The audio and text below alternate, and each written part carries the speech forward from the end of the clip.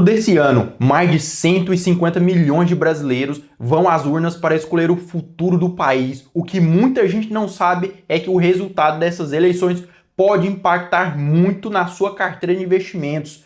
Ela pode render até 30% a mais ou perder metade do valor em poucos meses. Isso não é exagero, galera. É um padrão que se repete na história recente do Brasil. Por exemplo, em 2022, o dólar subiu mais de 70% durante o ano eleitoral. Já em 2022, quem ficou esperando o cenário se definir acabou ficando para trás, ficou no chinelo. Bom, galera, nos próximos minutos eu vou te explicar como o mercado costuma se comportar em anos eleitorais. Eu vou te apresentar 3 cenários principais para 2026 e mostrar como montar uma carteira que seja eficiente, independente do resultado das urnas. E tudo isso sem você precisar tentar adivinhar quem vai vencer. Mas antes de começarmos, é importante deixar claro, esse conteúdo é educativo e não uma recomendação de investimento. As decisões são sempre por sua conta e risco. E aqui não torcemos por candidato nenhum. O mercado não se importa com ideologia. Ele se importa com previsibilidade fiscal, que é o que vamos analisar aqui. Números, tendências históricas e estratégias para montar o seu portfólio. Então vamos lá. Bom, todo ano eleitoral no Brasil segue um padrão bastante parecido. O elenco muda, a narrativa muda, mas a estrutura da volatilidade no mercado é quase sempre a mesma. Um dado interessante, em 2002, o dólar passou de R$ 2,30 para quase R$ 4,00 em menos de 10 meses. É isso mesmo, menos de 10 meses. E em 2014, ano de reeleição apertada, a bolsa praticamente não teve alta apesar do mercado global avançar. E em 2018, com a disputa muito polarizada, o índice oscilou mais de 20% entre o pior e o melhor momento do ano. E mais recente, em 2022, o dólar oscilou entre 5,70 e caiu para 4,70 e subiu novamente para cerca de 5,50 no mesmo ano. Olha só que volatilidade maluca. E o padrão está claro, a volatilidade começa a aumentar no primeiro semestre, chega ao pico ali entre agosto e outubro e só começa a se acalmar depois que o resultado eleitoral sai.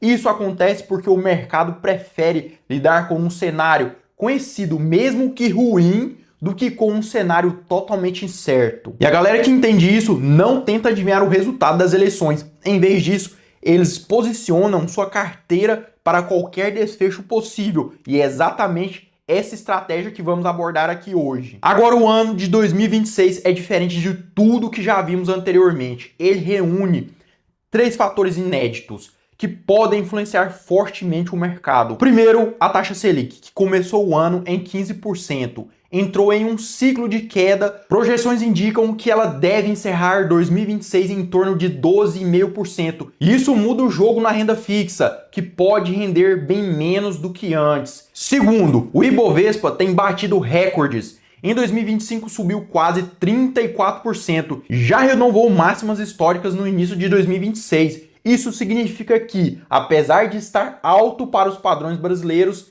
ainda está relativamente barato se comparado com os mercados globais. Terceiro, 2026 é um ano eleitoral global com cerca de 1,6 bilhão de pessoas votando em cerca de 28 países, em um momento de tensões geopolíticas, polarização e incertezas sobre políticas econômicas. Essa conjuntura traz mais volatilidade para mercados emergentes, incluindo o Brasil. Parece complicado? Sim, mas é justamente neste cenário complexo que surgem as melhores oportunidades. Acredita, galera, é aí que mora o ouro. Em anos eleitorais, 4 vetores principais movimentam os preços de ativos. O primeiro é a agenda fiscal. O mercado quer saber se o próximo governo está responsável ou vai furar o teto dos gastos. Promessas de aumento de despesas sem fontes claras de receita assustam e derrubam confiança. Se houver sinal de equilíbrio fiscal, os juros caem, a bolsa sobe e o dólar recua.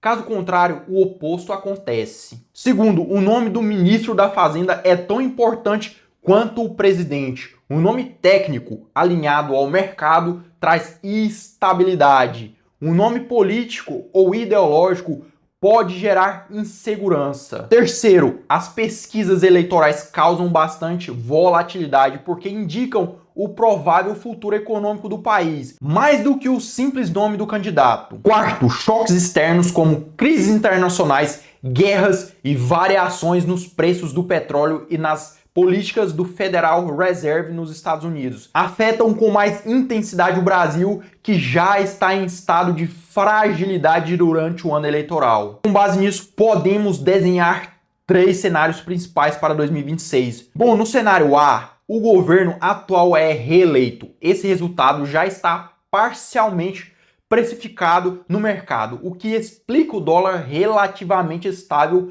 abaixo de R$6. Espera-se continuidade nas políticas fiscais com possíveis debates sobre gastos, mas sem grandes reformas. A Selic deve continuar caindo ainda mais, embora permaneça em patamares elevados, acima de 2 dígitos. A bolsa deve ter oscilações no curto prazo, mas manter uma tendência positiva se o cenário internacional permanecer favorável. O dólar deve oscilar entre 5,50 e 6,20. Quem se beneficia aqui são os fundos imobiliários, os FIIs, de papel indexados ao IPCA, o Tesouro IPCA+, setores mais resilientes como bancos, elétricas e exportadoras devido ao câmbio mais elevado. Por outro lado, setores sensíveis a crescimento rápido, como varejo e construtoras menores, podem sofrer. E no cenário B, ocorre uma alternância política, como um candidato pró-reformas. Historicamente, isso traz um rally na bolsa.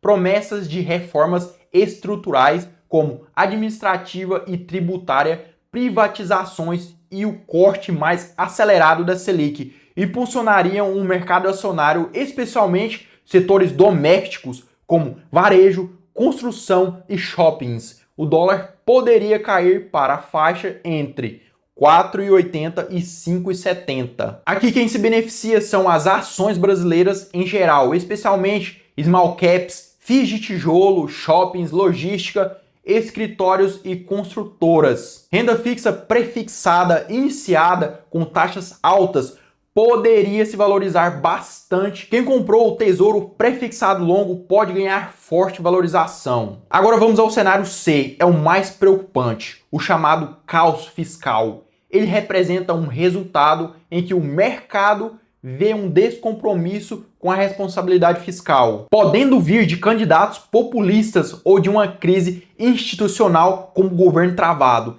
Nesse cenário, o dólar pode disparar para 6,50, R$7 ou até mais que isso. A inflação sobe e o Banco Central pode ser obrigado a subir juros novamente. Isso é terrível para a nossa economia. A bolsa desaba principalmente ações de empresas com muita dívida. A fuga de capital estrangeiro e os títulos pré-fixados perdem valor no mercado secundário. Ainda que o investidor receba o seu salário no vencimento, os beneficiados são o dólar, ouro, ações de exportadoras como Vale Petrobras, frigoríficos, Tesouro Selic e investimentos internacionais. E se você está achando que esse cenário parece exagerado, vale lembrar que quem viveu os anos de 2015 e 2026 sabe que ele é possível. E o segredo para proteger o seu patrimônio em qualquer cenário é montar uma carteira balanceada que funcione para todos os desfechos eleitorais.